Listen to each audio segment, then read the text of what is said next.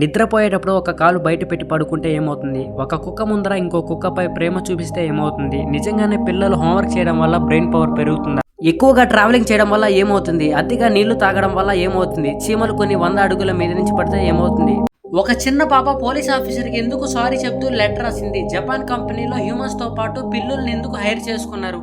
అందరూ సీరియస్ గా ఉన్న సిచ్యువేషన్స్ లో మీరు నవ్వితే ఏమవుతుంది?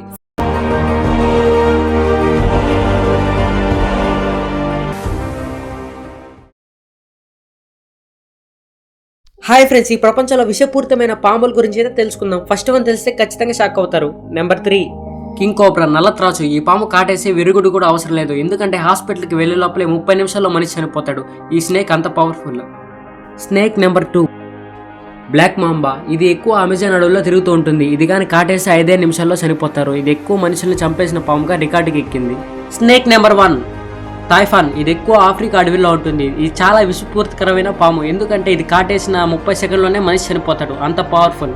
కాలు బయట పెట్టి పడుకోవడం వల్ల నిద్ర బాగా పడుతుంది. కొత్త ఆలోచనలతో పాటు మంచి కళలు కూడా వస్తాయి. ఒక కుక్క ముందర ఇంకో కుక్కపై ప్రేమ చూపిస్తే యజమాని పైన ప్రేమ వదులుకుంటుంది, ఎందుకంటే ఆ కుక్కకి జలసీ ఫీలింగ్ వస్తుంది.